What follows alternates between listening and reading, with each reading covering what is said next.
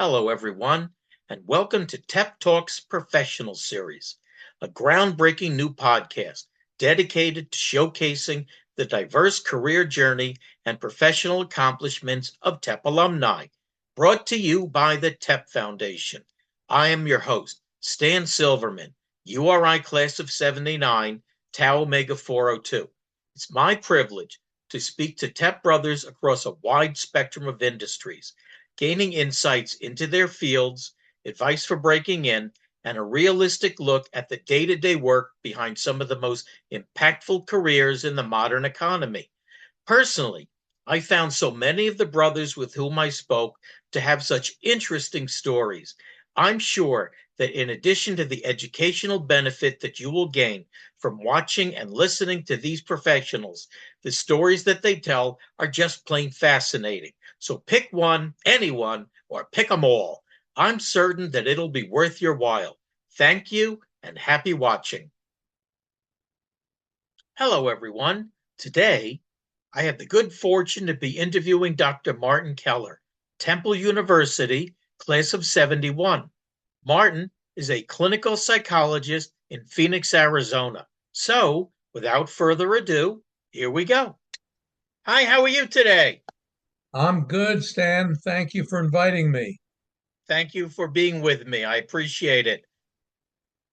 How long have you been in Arizona? Oh my gosh, I moved out here in 1978. I'm Okay. From New Jersey, and I think I had what psychologists refer to as seasonal affective disorder, where in the winter months I would get irritable and a bit anxious and sad.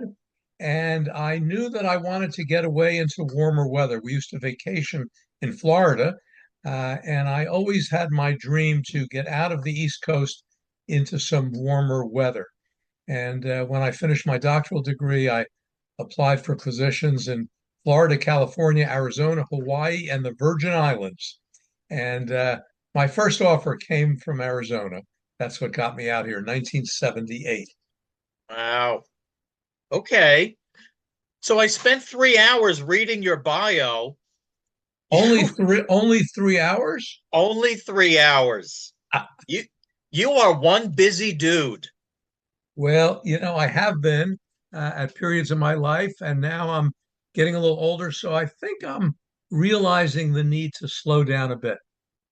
I see you went to Temple, then Columbia, and then Rutgers. Correct. Wow. I'm an East Coast guy. Well, New At Jersey least is.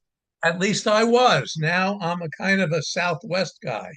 So you had to do like an internship or externship or something like that.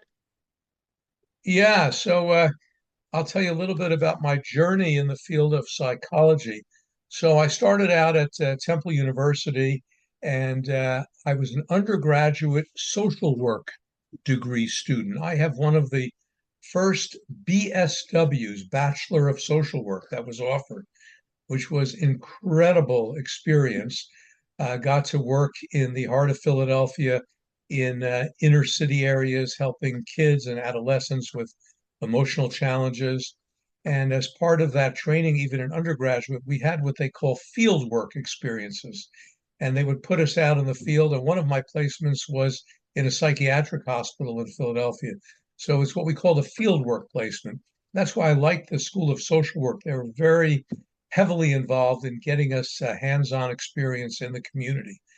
And then when I was at Columbia for my master's degree, I did what they called internship work, and I worked in Bergen County actually at the children's shelter, working with adolescents who had committed criminal offenses and were there for treatment.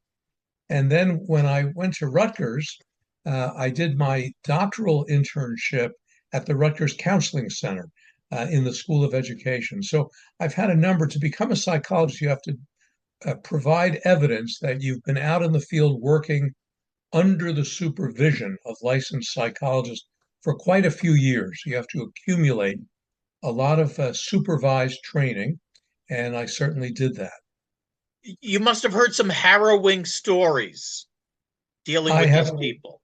yes, I have heard harrowing stories, and I continue to hear harrowing stories, particularly around trauma.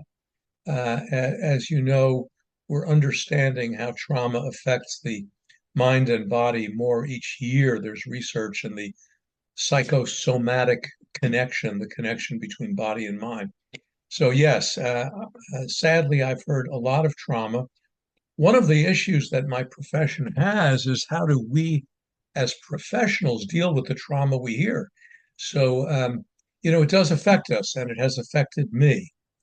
One of the things I'm a big proponent of is people in my profession having peer support groups, which I'm involved with, where we get together with other therapists and we talk about something we call countertransference, how our patients' reactions and feelings affect us and how we react to them and who our patients remind us of and how their trauma reminds us of our trauma. So fortunately, I've been involved in a countertransference group for about 40 years, and that has helped me cope with some of the horrible stories that I've heard over the years. That's that's good planning, and that's good that you can unburden yourself from I'm sure there's an awful lot of horrible trauma that you see in people or have been done to people. It is true. It is true. And, all of us in the field of psychology and the field of psychotherapy, we've had our own traumas in our life and we've had our own disappointments and childhood experiences that have hurt us. So, I think it's important to realize that we as therapists have to do the best job we can to care for ourselves and sort out our own unresolved issues. So, yes, I'm a big believer in therapists healing themselves as a necessary piece of healing others. Okay, is there a particular school of thought that different therapists go with, like Freudian, or and is there one that you go for? What a great question. So, the answer is yes to both. There are many schools of therapy, probably 100 or more schools of psychotherapy, but I would say they come under two categories, maybe three. One would be called the psychoanalytic, which you're referring to, a la Sigmund Freud, sometimes referred to as psychoanalytic or psychodynamic. And that school of thought, which I have been trained in and I subscribe to, um, is a theory that teaches us that the human mind operates both on a conscious level and an unconscious level. So the contribution that Freud and psychodynamic thinkers have made is helping us understand the unconscious mind. So that's one contribution. The other contribution that psychoanalytic or psychodynamic therapies have taught us is that childhood affects the adult personality, so that we have to look not only at where we're at now, but where we've been throughout our lives. So the emphasis on the unconscious, the emphasis on development, taking a look at dreams is something that psychodynamic therapists have taught us. Sigmund Freud taught us that the dream is the royal road to the unconscious. So when people present dreams, I like to explore them in light of what's going on with that patient. Also, defense mechanisms. Psychoanalytic theory has taught us that we all use defense mechanisms, which are healthy and necessary, and they prevent us from being overwhelmed by anxiety. And then the final thing that psychodynamic or psychoanalytic therapy teaches us is that there typically is transference and countertransference that take place between the therapist and the patient. Transference is the unconscious, sometimes conscious feelings that the patient places on the therapist. So, for example, in my work with patients, sometimes I become their father, sometimes I become their mother, sometimes I become their sibling. Sometimes I become early childhood figures, friends, etc. And countertransference is what the patient stirs up in me. That sometimes when I'm with a patient, they can remind me of people in my lives. So that's the contribution that psychoanalysis makes. I would not say that I practice psychoanalysis, but I've had significant training in psychodynamic therapy or psychoanalytic therapy. And I can talk for hours about that as we go on. But in addition, I'm a firm believer in a school of thought called cognitive behavioral therapy.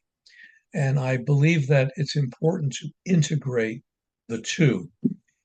Cognitive behavioral therapy teaches us that we're not upset by events in our life, but rather by our thoughts about those events. And thoughts are called cognitions. And there's a whole school of thought that I subscribe to that says if we're feeling depressed and anxious, not only do we have to look at childhood issues and unconscious issues, but we also have to look at how our thinking uh, facilitates some of these moods. And I've been very influenced by two or three people in the field of cognitive behavioral therapy. One is Dr. Albert Ellis, who I actually trained with in New York City. He was the founder of a school of thought called rational emotive therapy. And then there was Aaron Beck, a psychiatrist out of the University of Pennsylvania, who really did amazing research in the area of cognitive therapy. And one of his students was one of my mentors over a period of 30 years, Dr. Arthur Freeman. And Dr. Freeman was trained both in psychoanalytic theory and cognitive behavioral therapy. And my own style has integrated those two, thanks to some wonderful mentors, especially Arthur Freeman. Okay, so you're thinking Freudian, and somebody else in the class is thinking Freud's full of crap. I'm not listening to him. Are there are there different classes that you folks will go to as part of your education, or how do you pick up what school you want to be in, and how does the guy who disagrees with Freud pick up his thinking? Great question. So, in our training, in my case, actually starting at Temple University, we were exposed to classes called personality theory, abnormal psychology, theories of counseling and therapy. And then when I went on for my master's at Columbia, even more in depth classes in theories of counseling and psychotherapy. And then at Rutgers, where I did my doctorate in counseling psychology, even more thorough and deeper analysis. So, as psychologists, we're exposed all through our training to a multiplicity of viewpoints of therapy. And then we kind of mix and match. We see which makes most sense to us, which has helped us in our lives. And sometimes we evolve over time. So sometimes like my mentor, Dr. Freeman, was trained as a psychoanalyst. And then after a period of time, he retrained as a cognitive behavioral therapist. He said psychoanalysis didn't make sense to him in the same way it once did, although he always conceptualized what was going on with patients in a psychoanalytic way in terms of childhood issues, unconscious, defense mechanism. In terms of his interventions, he was helping people challenge irrational thinking, which is a cognitive behavioral approach. So, to answer your question, we're exposed to these models, and then over our career, we figure out which makes most sense to us personally. I realized that it was a horrible thing, but the fact that we no longer have, obviously I took some psychology classes in college, and they were like princes that would separate twins and then study their different life paths. And we no longer have that, unless it's sort of by accident that one gets adopted and one doesn't, or something of that order. But they're not studied like that any the way the princes that I read about did. Yeah, I'm not familiar with what happened to those twin studies, but I will tell you that out of those twin studies, the tremendous subspecialty of genetics and the role of genetics in psychopathology and mental illness has developed. And that is going stronger than ever. I would say there's more research now than ever before in what we call the neurobiologic aspects of mental health. So, for example, we know that certain conditions have a clear genetic component: bipolar disorder, certain forms of mood disorders, schizophrenia, addiction, suicides. Certainly, we have a lot of evidence that these things have a very strong genetic component. So, out of the twin studies has come a passion for deeper understanding of the role of genetics in mental health. And it becomes clearer every year that there is a strong genetic piece to mental health. As the president, so I saw that you were president of the Psychological Society. What do you do Oh, yeah. there? So, all of us in our careers, we're asked periodically to step up to leadership positions. And it sounds like you've certainly done that in the fraternity world. Um, and I did too, somewhat in the fraternity world. And I think through the fraternity world, I learned the importance of stepping up and not running from leadership. So the organization I think you're talking about was the Scottsdale Psychological Society, and yes, there was a period of time after participating in that organization, it was my turn to take on a leadership role, and I gladly did it. And I've done that with other leadership positions as well. I was past president of the Phoenix Psychoanalytic Study Group. Same kind of thing. You participate as a member, and then you realize you can't just have certain group of people take on all the leadership and dirty work. So it becomes our responsibility periodically to step up. And that's what I've done a number of times, both in the profession and in the community. And I think that's important. By the way, I think that's one of the things fraternity life taught me, the importance of stepping up and not shying away from leadership. So, what does the group do to begin with?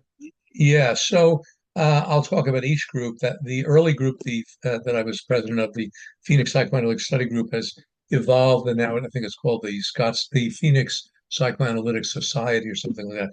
We were basically a study group. We would meet a few times a year. There was a time when we were meeting monthly, and we would invite presenters to speak on a particular topic. In that case, of psychoanalysis or psychoanalytic therapy.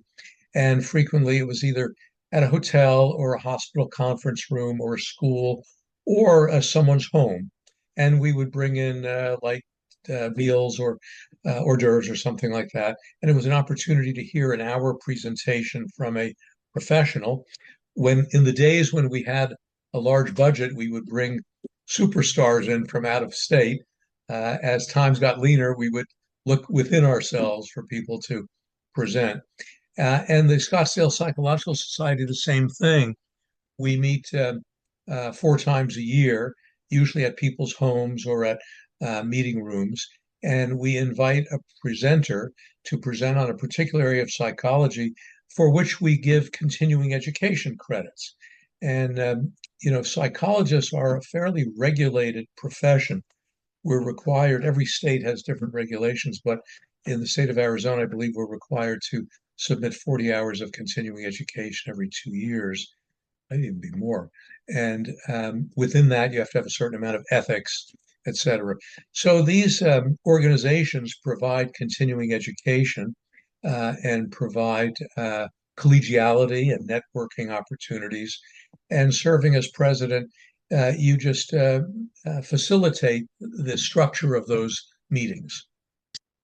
In studying to be a psychologist, was there an were you spending many hours a day doing this, either studying books or doing your internship or your field work or write-ups that took an awful lot of your time? Yeah, I mean, well, let's talk just a bit about the field of psychology. So it's a broad field. So when people say they're interested, so many undergrads, I think for a while, psychology was one of the most popular undergraduate degrees. So a lot of undergrads have unrealistic views of what you can do with an undergraduate psychology degree. By the way, I'm a big proponent of encouraging students to major in psychology because I think it's so fascinating. It applies to so many different areas. Uh, but to make it into a career, you really have to go on at least for a master's degree, and most likely to call yourself a psychologist, a licensed psychologist, you have to have a doctoral degree and then have typically 2 years of supervised experience. Some of those years have to be postdoctoral. So, yeah, it's a lot of studying, it's a lot of classwork, it's a lot of, as you point out, hands on experience, and it's a lot of research. Um, when to get my master's degree in counseling at Columbia University, I had to do a master's thesis. And to get my doctorate, I had to do a dissertation. And so not only is there academic bookwork and classwork in theories, uh, and not only is there field work and internship, but you have to document that you understand and can conduct research. And that can be challenging, especially if statistics and empirical analysis isn't your strength. You know, that's an area many of us feel insecure about. How are we going to analyze our data? But psychology really is an empirical science, and we do train our colleagues to be strong in research. So the answer is yes, a lot of hours. Okay. Most of it fun. Okay. Um, the part of it that's the most fun is the collegiality with your classmates. You form wonderful relationships. I'm still in touch with my undergraduate classmates. I'm still in touch with a few from my master's degree, and I'm in touch with a few from my doctoral degree. So, you know, you build connections, you build friendships, and those friendships make the studying more exciting and more interesting, and you kind of look forward to it. But there are aspects to it that are, there's no getting around it. You just have to put your head to the book and study and memorize and do what you have to do to get the appropriate credentials. Can you give me a real Cliff Note version of what your research project was and what your dissertation was about? Of course, it brings back a lot of old memories. Uh, Good. so when I did my master's in counseling at Columbia, I put together a research project on the relationship between depression and repressed anger. And it came out of a psychoanalytic theory that people who are depressed, we take anger that we might feel toward others or toward events, and instead of expressing the anger, we turn it against ourselves. And that self hatred is a major factor in the onset of depression. And so I found that a fascinating uh, topic. It was a fascinating notion. It came from Sigmund Freud, basically. And there had been some attempts to research it. And I did a very simple measurement where I found in the literature a measure of depression. And then I found in the literature a measure of what they call repression or repressed anger. And I administered these two tests. I was teaching college at that time, and I administered them to hundreds of my students. And then I analyzed the data. And I did find a weak a connection between repressed anger and and depression. So, it didn't earn me a Nobel Prize, but it was good enough to fulfill the requirement. And and then when I went to Rutgers, uh, I got very interested in the concept of self-disclosure. How much personal information should a therapist disclose about themselves to their patients? And it got me interested in the whole field of self-disclosure. What kinds of people disclose information readily about themselves? What kinds of people are more guarded?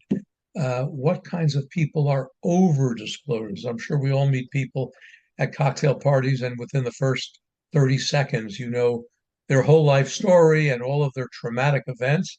And then you can have friends for 40 years and you hardly know much about their mother and father and their siblings, et cetera.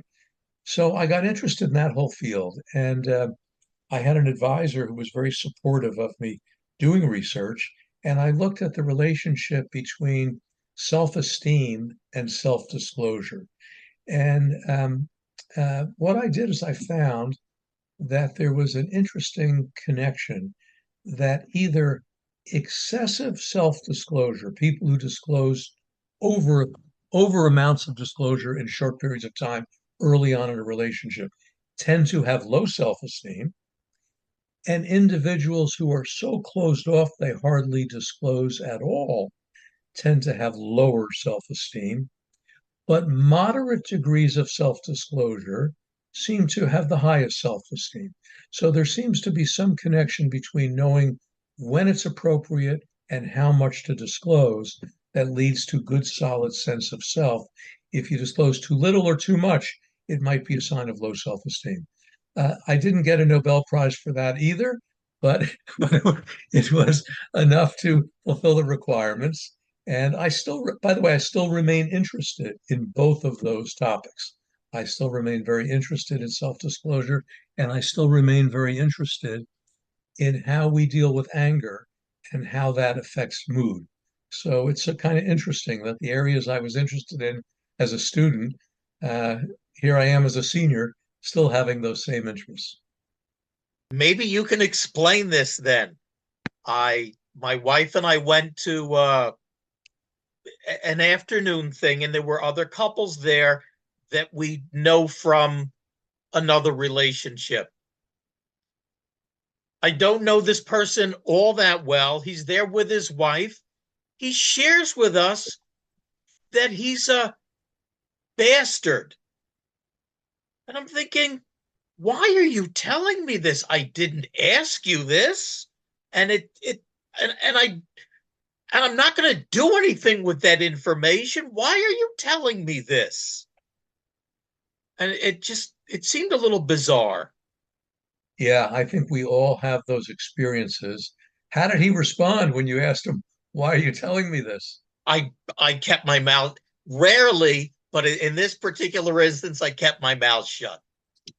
Well, that's a great skill. And that's a skill that as therapists, we have to learn very well when to zip it up and when to share. So, Yes. yeah, no, I think it can create discomfort for all of us when we meet people and they just open up too freely, too quickly. It creates discomfort in all of us. So you said you started your education as a social worker. So some social workers become licensed therapists? Well, that's a whole interesting story, which I'm happy to share with you. So I'll do a little self-disclosing, and hopefully not too much. But when I was at Temple University, I originally started out as a pre-dent. My my dad had a dream for me to become a dentist, and we can get into that later on about relationship with my father and my career, et cetera. But so I started out taking all of the pre-dental classes and the pre-med classes and the organic chemistry and physics and all of that stuff. And I found A, I wasn't particularly good at it, and B, it wasn't particularly interesting. I then I started taking psychology classes, and I loved them, and it really excited me. Around the same time, I realized that I had to fulfill a language requirement. I had taken German in undergrad, and I was okay at it, but not great. At Temple, the first German class I had, they wanted us to, read novels. In it was a more advanced class, read novels and write about them. I said, this is going to be a killer to me. So we had our monthly or quarterly meetings with our advisor, and I was telling my advisor about the challenges I was having and wanted to switch out of the pre-dental program, and that the language was driving me crazy. And she said to me, she says, "You're not going to believe this, but just this year, we are starting a BSW program, Bachelor of Social Work program." And she says, "Guess what? It's a combination of psychology and sociology and behavioral science, and there's no language requirement." I said, "Sign me up."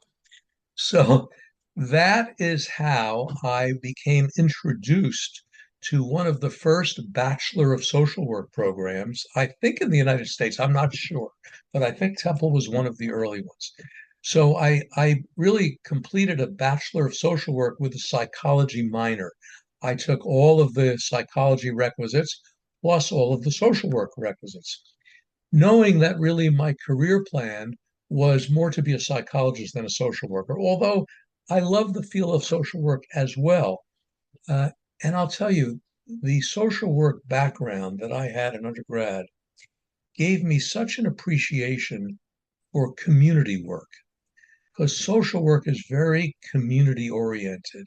It involves rolling up your sleeves, not being afraid to go out into ghetto, underprivileged areas, volunteering at boys' clubs, at girls' clubs, at after school activities, uh, um, playing basketball with kids who had no role models, etc. So that experience, I think, has enhanced my understanding of human behavior and the role of community in human behavior more than the traditional psychology training. So the answer is I have a Bachelor of Social Work, took all the psychology classes, but went on then to do my master's in counseling rather than social work, and then eventually got my doctoral degree in counseling psychology. But I'm very appreciative of my social work background. And many of my colleagues today who I refer to and who I respect as therapists, their training is in social work. They went on to get an MSW, a Master of Social Work, and some of them are gifted therapists, some of them are gifted psychoanalysts. Um, and I think the contribution that social work makes to the field of therapy is understanding the role of culture, the role of poverty. Stop trying to fix existential issues. You have to first make sure a person has food, clothing, and shelter. So it gets down to very basic needs. And I think social work help ground me into understanding that. The second thing a social work training taught me was the importance of interprofessional collaboration. You know, as in social work training as an undergraduate, we were always taught the importance of pick up the phone and call the pediatrician, pick up the phone and call the caseworker, pick up the phone and call the teacher, pick up the phone and call the Boy Scout leader. We want to get a full picture of this child or adolescent. And so I'm very grateful to that training. So the person who's not living in the ghetto, the middle class person who grew up in a middle class neighborhood, when they go to see the MSW versus the psychologist, what will the difference in the therapy be? Practically none. Um, in many cases, practically none. I'll talk a little bit about potentially what the differences could be. But if you're looking for a therapist, a psychotherapist who is trained as a psychologist versus a psychotherapist who is trained as a social worker versus a psychotherapist who's trained as a counselor versus a psychotherapist who's trained as a psychiatrist, conceptually, there could be very little difference. It depends on the intensity of the training they had and the supervision they had. Now, having said that, what differentiates psychologists from social work and psychiatry is psychologists tend to have more of that research background. We tend to have been trained in what they call the scientist practitioner model. I think probably more than social workers and psychiatrists have. So we have a little bit more of a research bent, I think, a little more of an understanding of research. There is another area that psychologists do that social workers and psychiatrists don't do, and that is psychological testing. So, psychologists, all psychologists in our training, were trained to do what we call psychometric or psychological or psychoeducational evaluations. And they can involve IQ tests, personality tests, memory tests, perception tests, neuropsychological testing, which is a specialty now of psychology. So, testing and psychological evaluation is unique to psychologists, and social workers and psychiatrists typically do not get those trainings. So that would, I think, differentiate psychology from social work and psychiatry. However, back to the issue of therapy, I personally know psychiatrists and social workers who I am equally comfortable referring my patients to because I know their training in psychotherapy and I trust it. Does the psychiatrist have more of a, well, he's the only one who can prescribe drugs, but So, yes. is he more likely to think I can fix this with drugs as opposed to talk therapy? You're asking such good questions. Thanks. So that's really a hot question. And the answer is, of course, it depends. But traditionally, psychiatry is a field of medicine. So to become a psychiatrist, you first go to medical school, and then you do an internship and a residency. And the residency is in psychiatry. And then, of course, you have the option to do additional residency in child psychiatry. And then there are subspecialties in psychiatry, which we can talk about later. But the primary background is medicine. So they are trained as physicians first, and then they go on to specialize in psychiatry. Traditionally, psychiatrists were known for their deeper understanding of more severe forms of mental illness that clearly have a brain based component to their presentation. So, psychotic behaviors, schizophrenic behaviors, bipolar conditions, certain conditions that we believe are brain based. And psychiatrists have a tremendous amount of training in what we call psychopharmacology, which is the use of medicines and drugs to treat mental illness by changing and improving and balancing neurotransmitters in the brain.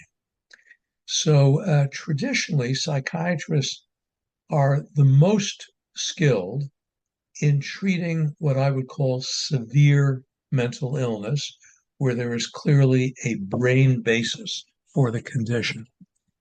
Psychotherapy is something that some psychiatrists trained in recent years almost have no training in, sadly. So here you can graduate medical school, you can do a residency. I'm sure if psychiatrists are watching this, they're going to throw pies at me right now. But Soupy but sales. yeah, but psychiatrists, more recently trained psychiatrists, sadly to say, are more trained in the biological pharmacological models of psychiatry, and they're very good at diagnosing a condition and prescribing a medicine. There are a subgroup of psychiatrists who are also superb psychotherapists. And these are psychiatrists who, out of their own personal interest, have said, you know what, medicine is great, I think it helps, but people need therapy. So they have gone on and gotten advanced training in psychodynamic therapy, like I have, and cognitive behavioral therapy, like I have. And I would say they are equally skilled in psychotherapy. So you have to kind of interview the psychiatrist to understand what their theoretical orientation. There are some who call themselves biologic psychiatrists. All they're interested in is doing a very thorough diagnosis and trying to come up with a medication that could help.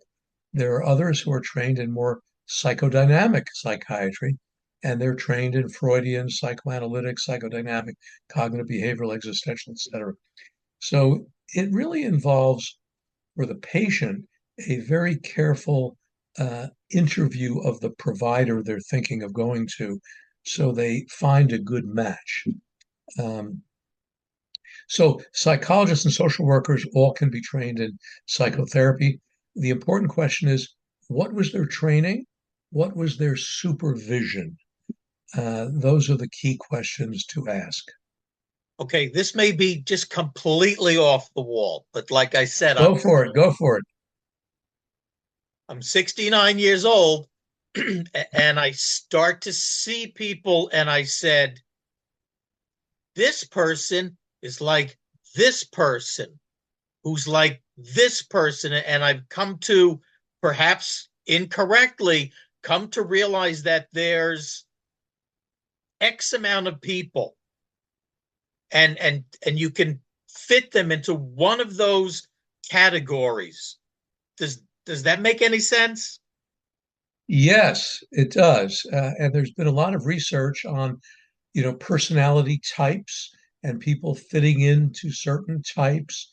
Um, in your informal research, by the way, if you don't mind me asking, what types have you found people fall into? And then I can maybe expound upon whether there's any psychological theory to support that, because I think you're on the right track. That's exactly what psychologists have been thinking for years. Oh wow. I've seen narcissists.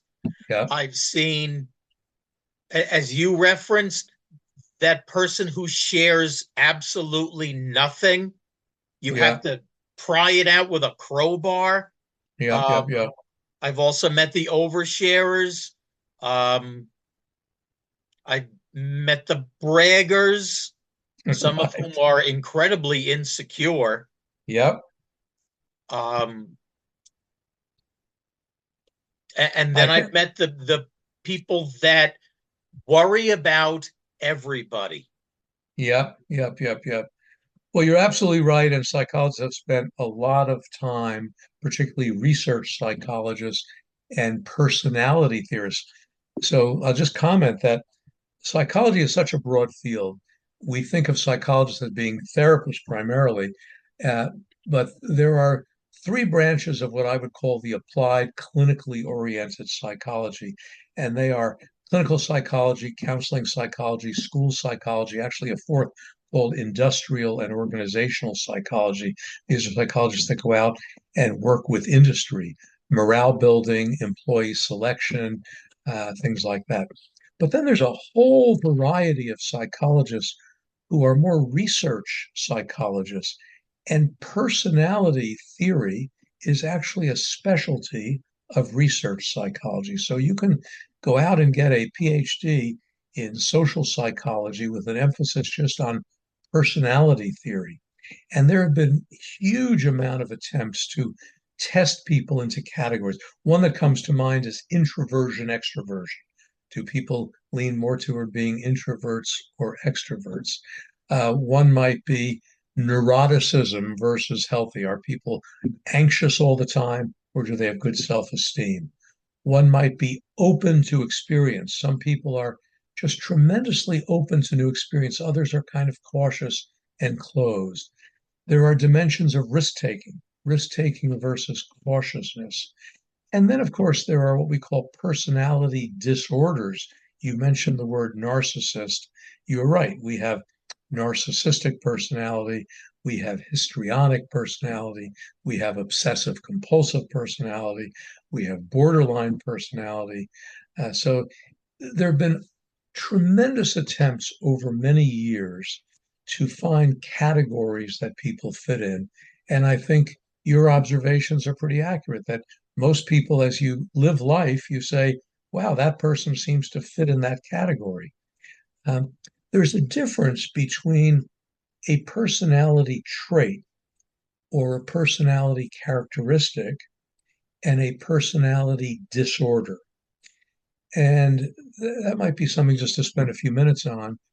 That in order to show that something is a disorder, like we talk about, oh, he's a narcissistic personality disorder, or he's a borderline, or she's a histrionic. In order to show it's a disorder, you have to show that those symptoms or traits are interfering with a person's functioning, either in their social area, their family area, their occupational area, their vocational area, school area, or their health. So many people have these traits. We just see them as kind of unpleasant, maybe slightly obnoxious, but yet they seem to be reasonably happily married. They have a family, they're working, they're healthy. So we can't really call that a disorder. We would call that just a trait. But there's some people where these traits become so exaggerated that no one wants to be around them. So they're struggling in their marriages, they're struggling in their relationships with their children. They have very few friends. They have a horrible work history. They're being fired time and time again. They don't take good care of themselves. They overdrink, they overdrug, etc. So that's when we get into the issue of a personality disorder. But you're absolutely right that psychologists have done an amazing job throughout the history of the career of trying to find categories of personalities. Another stupid idea of mine.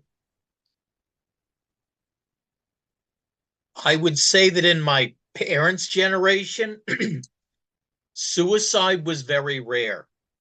And then, as for some reason, more people committed suicide, it then became another option on the menu. Well, Yes. I can go to my parents and borrow money. I can pick up a second job and I can get myself out of debt. Or, wow, Joe Blow committed suicide. I'll commit suicide. But you didn't Right, know it was on the menu 50 right, years right, ago. right. Does Yeah, that make any sense? it makes a lot of sense, and I appreciate the question. First response is now we say a person died by suicide. We don't like to use the word committed suicide. We prefer saying a person died by suicide because we think suicide really is mostly part of mental illness. And we want to show compassion and empathy for people who died by suicide, meaning the suicide was one of their symptoms of mental illness, that most of the time people did not want to kill themselves, that they suffered typically from some kind of uh, a mood disorder that led them to see the world as hopeless and dark and having no choices. And so that's important for us to change our vocabulary. All of us, use the word committed suicide, but the mental health profession is trying very hard to change the stigma, and that's why we're dropping that concept of committed suicide to died by suicide, similar to someone saying died from cancer, died from heart disease, died from suicide or by suicide. So I don't know if that's a good intro into your comment. Um, Suicide is the second leading cause of death now amongst teenagers and young adults. I think accidents are number one. So certainly in the teenage population and the young adult population, we are seeing a rise in suicide. The other age group we're seeing a rise in suicide is the geriatric population, older folks who feel isolated and have poor social support and who have chronic medical conditions and feel they don't have the economic security they hope they would have, that their health is declining. That's another very high risk group of people. So, what psychologists have determined is the importance of social support systems. If you can help a person who has suicidal thoughts or maybe even a plan, recognize that it's most likely part of a mental disorder, or by the way, a physical disorder. There are sometimes an undiagnosed medical condition can lead to suicidal thoughts. Sometimes brain tumors, sometimes neurological diseases. So, as a psychologist, we like to help society develop an empathic posture towards suicide and take the stigma away and view it as another form of disease. By the way, we're doing the same thing, mental health professionals doing the same thing with addiction. There's so much stigma around, he's an alcoholic, leave him alone. He's an addict, there's nothing we can do to help. We're starting to understand that, like suicide, addiction is most likely not a choice. It's a brain disease. That in addiction, there are certain parts of the brain that are probably malfunctioning that lead a person to use alcohol and substances to soothe themselves and take away pain. So there are always comorbidities, meaning two or more conditions exist together. So with suicide and with addiction, I find it helpful to educate the public in the following way, that these are mental health issues that have a strong biochemical and genetic component, and we have to get these folks to get a proper diagnosis medically, and we have to provide them with the psychotherapy that we talked about earlier, and we have to enhance their social support group. Biggest problem in society today is loneliness and social isolation. So anything we can do to help people feel part of a community, back to my early BSW, Bachelor of Social Work, boy, did that teach me the importance of community, to get out there and reach out to lonely, estranged, disenfranchised people and just show up for them. Whether it's a kid to shoot hoops with on the basketball court, whether it's to play bingo with a group of kids at a community church or whatever it might be. We just need to connect with people. So anyway, I hope that responds to your question about suicide. In terms of, I think your first comment was nowadays people seem to see it as a viable alternative. I think that's what you were saying, whereas Yes. years ago they didn't. You may be right about that. One thing that alarms me, I do a lot of work with adolescents and young adults, and there can be a contagion effect where you'll see in a school, for example, one kid will commit suicide, and then you'll have 5 or 6 other kids start to threaten suicide. We've seen the same with violent shooters. There will be a mass shooter, or these tragedies we're seeing every day now unfold, and we worry that it can trigger a contagion effect where other, perhaps unstable, unhappy individuals will want to copy what they just saw. So that is a real concern. And I'm glad you brought that up. I don't think we fully understand all of the psychological and sociological factors that lead one to copy others in suicide or violent acts, but it's an important area for us to study. I still maintain that it's the social isolation and the estrangement from a community that puts one at risk, both for suicide and violence. By the way, back to my thesis, you reminded me of that. I haven't thought about it in years. The relationship between anger and depression. Well, some say that suicide is the ultimate act of self-hatred. It's taking anger and directing it at ourselves in a way that destroys ourselves. So there is still some connection between the way we deal with anger and the way we deal with suicide and violence that I think is important to explore. But I want to get back to the medical issue. And here's an example where I, as a psychologist, have absolute respect for the skills of psychiatrists.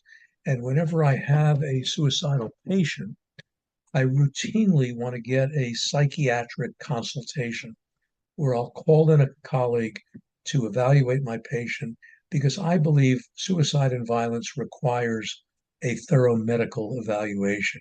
And oftentimes, my psychiatrist colleague will evaluate and say, yes, I believe this patient would benefit from the following medications because there is a biologic depression or mood disorder going on.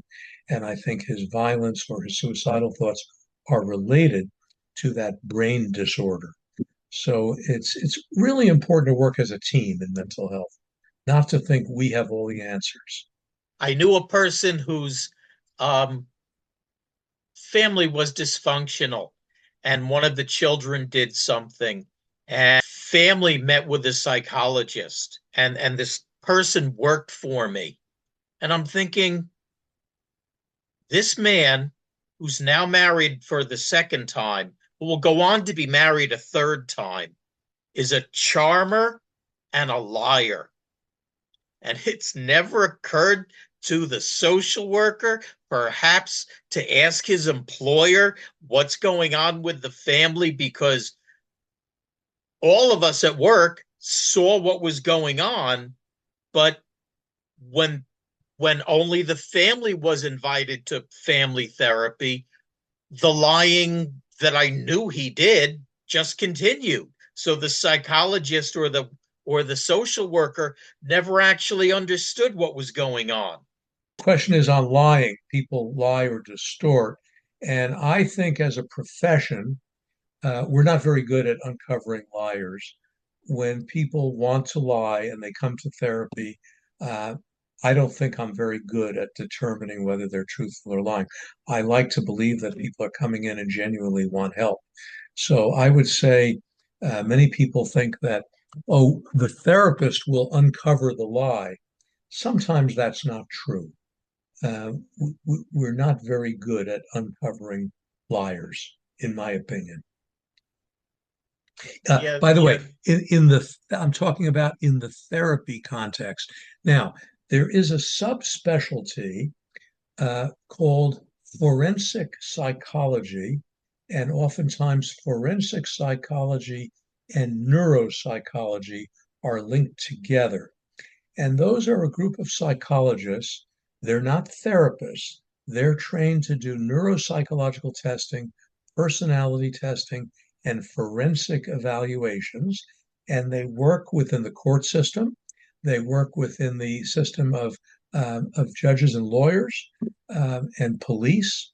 And those folks probably are better than I am about determining whether someone is being truthful because they have measures that look for things. They give tests and then they'll give other tests with similar questions and they'll see if there's consistency across test results. So I would give a little more credit to forensic psychologists determining truthfulness than a psychotherapy psychologist. In our work, I assume when someone comes in to see me, they're genuinely interested in getting help. So you could say that's a bias I have. I'm not looking to look for deceptiveness. Sure. Yeah, this particular family believed in the three-run home run fixes all the problems. The young man who got in trouble was an excellent little league player, and he could almost burn down the house. I'm exaggerating a little bit, but if he hit a three-run home run in the next game, everything was okay. Yeah, yeah, yeah. It's amazing how parents overlook problems in their kids based on performance in other areas. Partly, I think it's because when we have children, our children are to use a psychoanalytic term, a narcissistic extension of ourselves that we want our kids to represent us well. And we see them as part of us. And we don't want to see flaws or faults or disorders or illness or pathology or disability. I can't tell you how many kids and teenagers I've evaluated where it was clear to me early on the child has ADHD or has a learning disability or may have autism spectrum type of symptoms. The parents just don't want to go there. Sometimes it takes years of the parent being told by the school, go for an evaluation, or a pediatrician says there's something not right before a parent can accept the diagnosis. And I think it speaks to the issue you're raising. Parents don't want to face it. It hurts them too much to see that their child is struggling. There was a period of time when I did get training in what was called high conflict divorce situations. Being a person who works a lot with kids and adolescents, one of the most horrendous things is when parents go through a divorce and they have custody battles.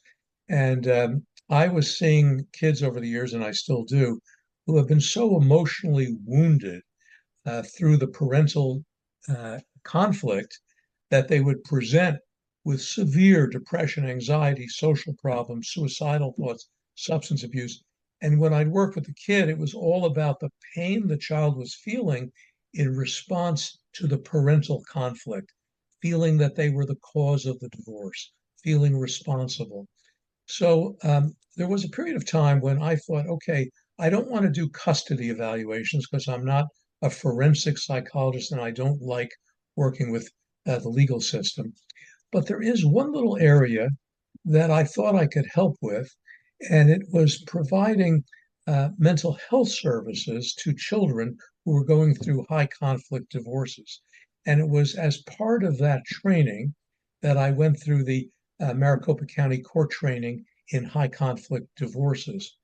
It's interesting, after doing that kind of work, and in some cases it was court ordered and a judge was overseeing the treatment, or a parenting coordinator was overseeing the treatment, I realized this was not compatible with the work I wanted to do because there was very little confidentiality.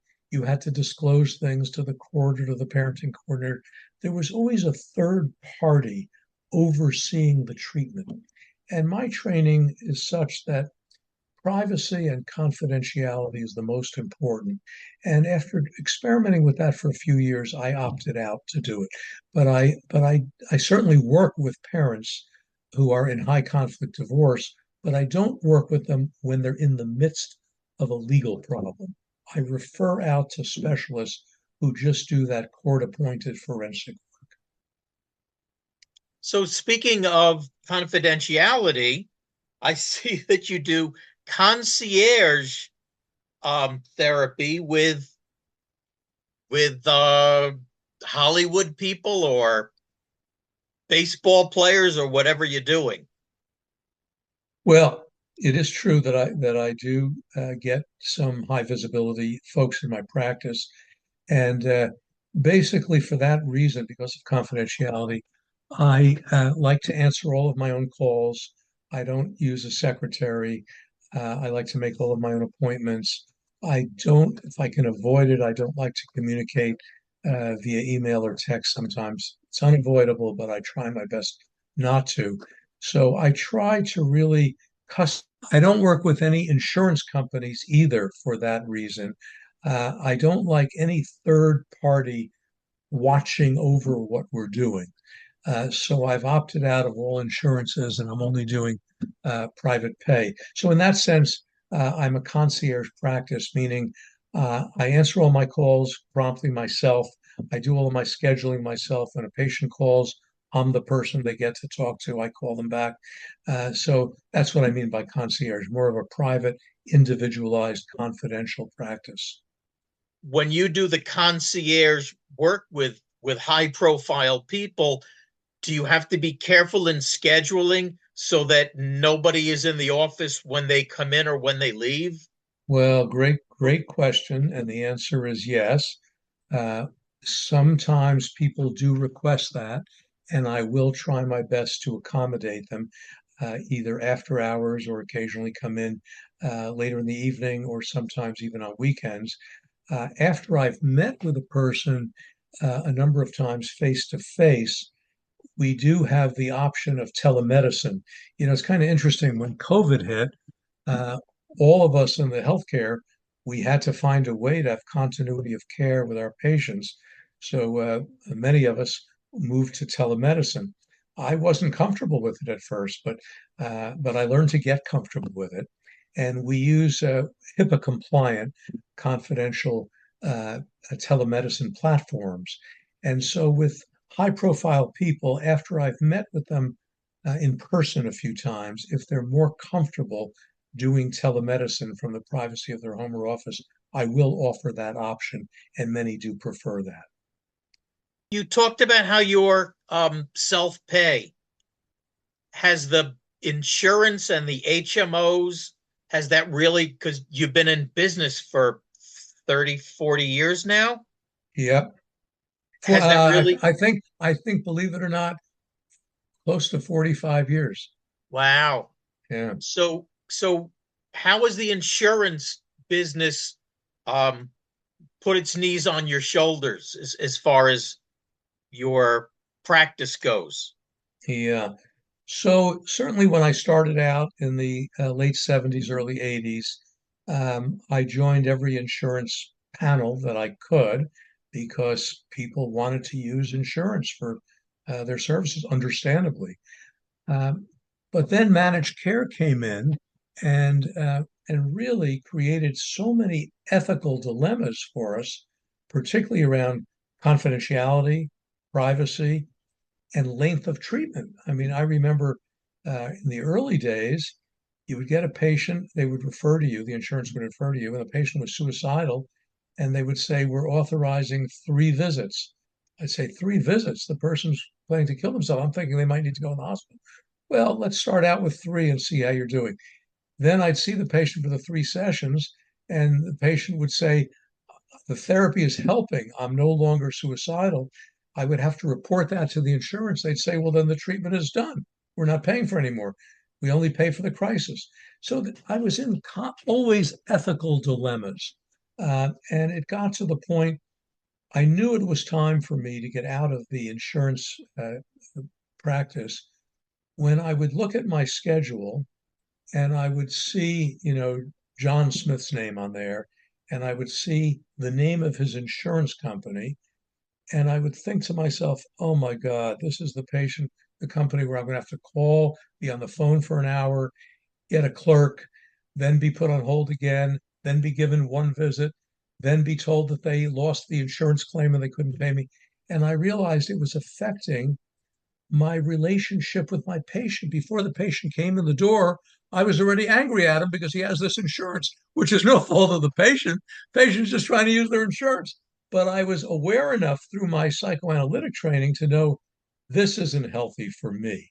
If I'm going to treat my patient and be influenced by their insurance company, it's time to get out. And I did. So probably after about 15 years of practice, I decided that it was a little bit of a risk because I knew I would lose a number of patients who only could afford insurance. But I made the decision to be out of network, we call it out of network provider. And thank God it's worked out pretty well. But I do make sure that, as I say, I receive all calls myself. And when people tell me on the phone that they need to use insurance, I'm always very respectful and try my best to get them to a place where they can find a provider who accepts insurance. Because I really believe we're in a mental health crisis based on socioeconomic status, and we can't deprive people of mental health care just because they can't afford it. So I always keep a list of referral sources of people who accept insurance, agencies for people who will work either for free or very low cost. And then I also have them contact their insurance company to get the names of providers who have contracted with them. And then I'll let them know if I personally know any of those therapists that I'm comfortable for them to see. So I try to guide people to a place that is affordable to them. What about I see them advertised on television, the therapist where it's all done online and you hook up with a therapist and then it's all done. They never meet each other in person. It's all done through a computer. Yep, yep. Well, I'm not a big fan. Um, I, I do believe that at least in the initial phases of therapy and treatment, you should be in the same room with a person. You get to experience them, their nonverbal behavior, their eye contact. It's kind of, the work we do as therapists is we encounter the soul, so to speak, of another human being. And so when you have a screen, it distances. Now, having said that, uh, I've been pleasantly surprised to learn over the years that after I have formed an in-person relationship with someone, going to an online uh, confidential platform can work. So I'm okay with it after I've met a person a number of times. Dep Depends on the level of severity of the problem. If a person is a danger to themselves or others, typically I'm not the right person for them and I try to get them to emergency care. If they are, then I will not see, if I do think I can work with them and this is a temporary situation and they're on medication from a psychiatrist, I, I will insist on seeing them in person and won't do the telemed. If they're a higher functioning person and I've known them in person for a while and it's more convenient, I will do telemed.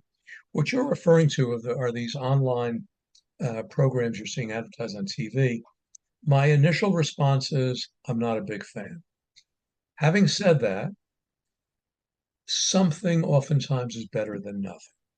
So, if in fact these providers are thoroughly vetted and have adequate supervision and training, I could make a case that I'd rather see someone who can't afford coming in person to do the online therapy than not get help at all. So that's my position on it.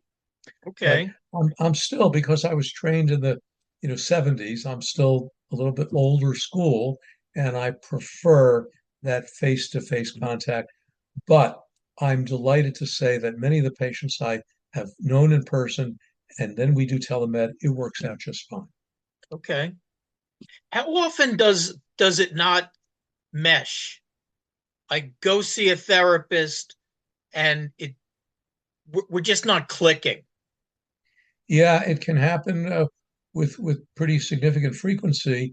Uh, I can tell you how I work. When a new patient calls me, I like to do a phone interview with them first. So they get a feel for me, I get a feel for them. I ask them generally about the issues they're wanting help with. I ask them whether they've had prior therapy, what they liked about it, what they didn't like. I ask if they're on medication. I ask if they're having any thoughts of suicide or violence. I ask if they're having significant substance abuse problems, alcohol or drugs. So I want to get a sense by phone, first of all, whether I'm a good fit. Because if I learn during that phone conversation before I've even met the patient that they're high risk, they are thinking of suicide, they've had prior attempts, they are using alcohol and drugs, I will refer them to a crisis center typically and will not see them myself. Um, so there's a case where I'm saying to the patient, I don't think we're a good fit, but here's who I think or a place I think would be a better fit. But there are times when I meet with a patient and they will say to me, appreciate your time.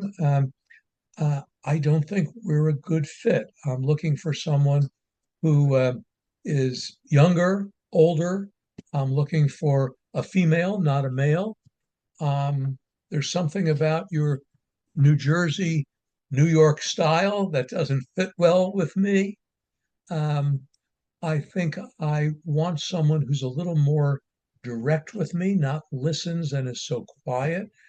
I want someone who I think has greater experience with this specific problem I'm coming. So yeah, it does happen. In which case, I'm always very respectful of that person's comments. I always explore it with them. I ask if there's any way we can make it better for them between us.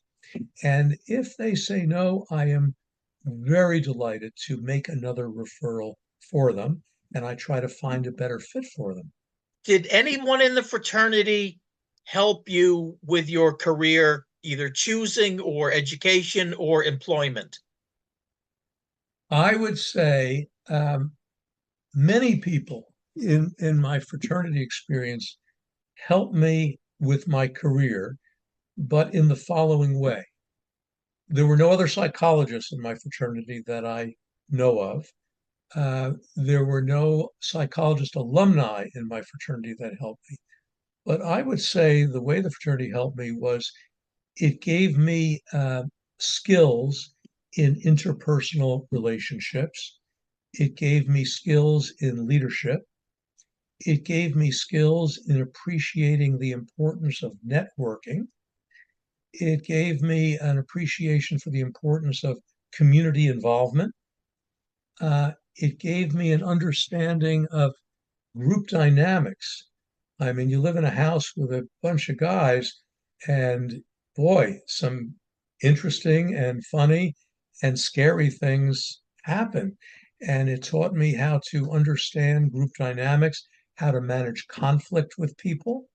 Um, it taught me the importance of mentoring. You know, I was thinking about the big brother concept of fraternity, and I had a wonderful big brother who was warm and supportive and loving and wasn't intrusive. He kind of gave me a lot of space, but he kind of showed me the ropes. And I think that big brother relationship helped me realize the importance of finding big brothers and big sisters throughout my career. So I have been blessed with many mentors in the field of psychology. And that mentorship, I think, had its origins in the big brother connection. It taught me that I like having a big brother, big sister, older mentor to show me the ropes. So, in that way, it helped me a great deal in my career.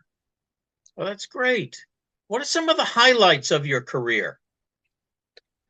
Well, I would say there have been so many. The biggest highlight is happens on thank God, on a fairly regular basis, and that is sitting in the room with someone, feeling that they are inviting you into the most intimate parts of their life and forming a meaningful connection and offering them a place, safe place where they can explore their feelings and fears and help them make better choices for themselves and help them move their lives in a direction that is most satisfying to them. I'd say that happens, thank goodness, on a fairly regular basis. I can't think of a particular highlight. You know, awards and recognition maybe years ago meant a lot, but as I get older, they mean less. I would say uh, the relationship that has formed with my patients is perhaps the biggest achievement over the years that I can pinpoint. Okay. I made many mistakes in my career.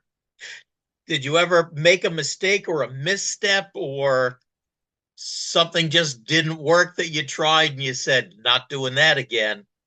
Many times, many times. In fact, I was telling you earlier that I've been involved in this weekly countertransference group. We're a group of shrinks. We're all psychiatrists, psychologists, social workers, all therapists, all trained in psychodynamic therapy. We meet every week on Wednesday night from 7:30 to 9, and we talk about our patients, our challenges, our successes, our mistakes, our judgment errors, and we ask for feedback and help. And boy, all of us have made many mistakes. And thank God we have each other to provide support, encouragement, to prevent us from beating ourselves up too much, to helping us understand that mistakes are part of growth. And so I would say I've made, you know, when you say mistake, situations where I wish I'd handled it differently, for sure. Right, right. Both in therapy, both in my practice life, both in my personal life. I think I think what I've learned is to reframe it instead of mistakes, challenges, Mm-hmm. growth opportunities. Um, Certainly, there have been times where I've been worried about patient safety. Did I push for hospitalization quickly enough? Um, in those rare cases where there could have been domestic violence, did I call the police at an appropriate amount of time? Did I refer for substance abuse treatment? There have been patients who needed alcohol or drug treatment. Did I make the appropriate referral for residential treatment, for inpatient treatment for alcoholism or addiction? So yeah, I mean, I think all the time to be good at what we do, we have to question ourselves and learn from maybe judgment errors we made or mistakes or regrets or things we wished we had handled differently. I think that's part of growth. What's your outlook on someone who says, I want to be a psychologist, other than the fact that you're in for how many years of study? Well, in my case, 4 years of undergraduate at Temple, and then 2 years at Columbia for the master's in counseling, and then 2 more years of classwork at Rutgers, and then a year internship and a year postdoctoral experience. So what's that? I don't know, 10 years, something like that. Yes. Yeah. So, Gosh, but that's again, forever. yeah, but again, during a lot of that time, I was also working part-time. I don't think I mentioned this, but while I was at Columbia and also while I was at Rutgers, I was an adjunct college professor. That was fun. I was always doing some part-time counseling work at agencies. So it's not all, book work. You're out there doing things in the field and you're meeting interesting people and as I said earlier, it's the peer support. When you're a student, it's exciting. You're having dinner with professors, you're talking about research, you're going out for beers sometimes with your faculty and discussing difficult cases. So it's fun. It's fun kind of stuff. It's not always hard work. It's stuff that oftentimes you look forward to. So if somebody wanted to become a psychologist, Oh yeah. first of all, do you think that that's the best route as opposed to psychiatrist or MSW? And how do you see that Yeah. field in the future? So I think the future is bright uh, for psychology. And remember, as I said earlier, psychology is more than therapy. You can get a PhD in developmental psychology, experimental psychology, personality theory, and you could go into academia and become a professor and a researcher and even work for industry. So those are options. But in the therapy world, I think the future is bright because the need for mental health is huge. We have a shortage, really, right now of mental health providers. So, in terms of psychiatry, social work, or psychology, I think if you have a strong desire to be a physician, a medical doctor, and you're strong in science, and you would like to go to medical school and work in a hospital setting, I think psychiatry is an excellent option, particularly if you're very strong in brain, you have a passion for brain chemistry and the neurobiology of mental disease. I think psychiatry is the way to go. If you want to go into psychology and you're willing to go the long haul, which means going for a doctoral degree, which is going to be a lot of years and a lot of training, I think the potential is excellent for the future. If you want to go the social work route, the advantage is you can get an MSW in a shorter period of time. So you can get an MSW in about 2 years post-master's. And you can then, after the master's degree, go on to psychoanalytic training, cognitive behavioral therapy training, and open up a private practice or work for an agency. So if condensing the amount of time in school is important, I think the MSW degree is a fine degree. So a lot of options. I don't know if it's the same people, but as you know, we have a doctor shortage, and we Yes, have an awful lot of Asians coming in and becoming doctors, Indians, Pakistanis, Chinese, and they yes. become doctors. But in your field, is that language problem that we sometimes face when going to see a medical doctor from another country, is that more of a problem if they come over as psychologists? Uh, can be. Our profession, the profession of psychology, is very committed to diversity training and a multicultural approach. That's really one of the foundations of psychology. We are trained very early on in our career to have deep respect for culture in our work. In fact, one of the things that we're trained to do is come to appreciate the culture that our patients come from and learn as much as we can about that culture. So multicultural education is a key value of psychologists. Now, the issue of a psychologist coming here from another country with a language barrier, yes, of course, that could be a problem. Um, there's a difference between having an actual language barrier and having an accent. Uh, I think a psychologist or a therapist, psychiatrist, social worker who comes from a foreign country with an accent can be fine. Uh, but if they struggle with the subtleties of the English language, that of course could be challenging. There's no question about it. But as a profession, we are extremely welcoming and encourage people of all cultures and ethnic groups and religions and socioeconomics. We're looking for all folks to join our profession because we need as much diversity as possible. I was listening to you speak about the dental career that you thought you were going through, and they You had to asked you remind to, me. and yeah, you know, dentists have a very high suicide rate. They do. They But do. anyway, so they wanted you to learn German, and I was confused for a minute. Where was Freud from? Vienna, Austria, which, as an aside, is the birthplace of my own father. My father Okay, is Viennese. And if we have time, I'll give you a cute little aside. go Um, for it.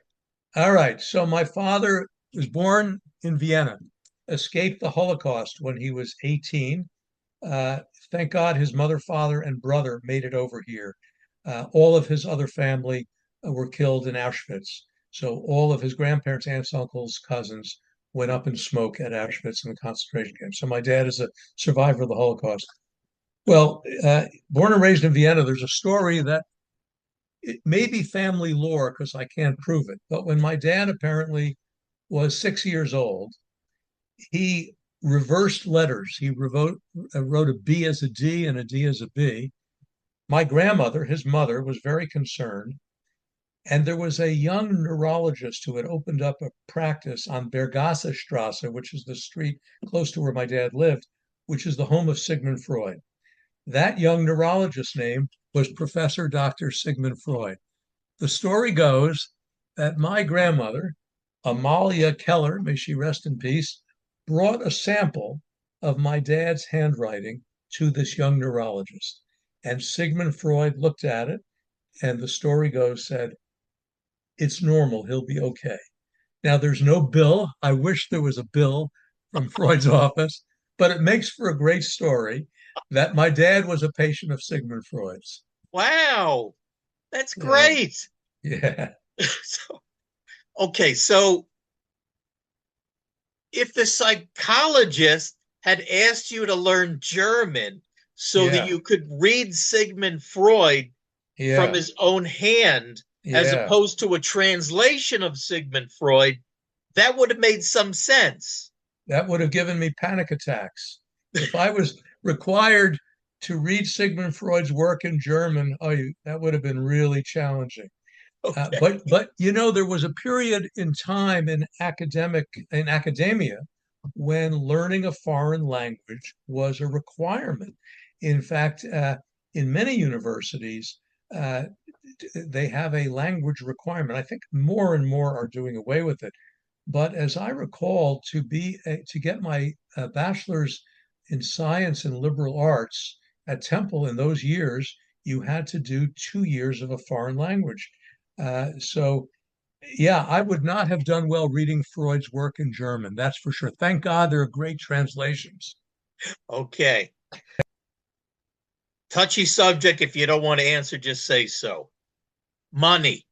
So, person, so when you were working part time, were you making any money or was this all paying your dues? And then Okay. Yeah. No. No. once you, Great question. So, when I was doing my master's degree at Columbia, I got offered by actually Dr. Freeman, who was my early mentor I mentioned earlier. He was head of the Department of Psychology at a small liberal arts school in Manhattan. And he was looking for a graduate student to teach some of the early undergraduate psychology classes.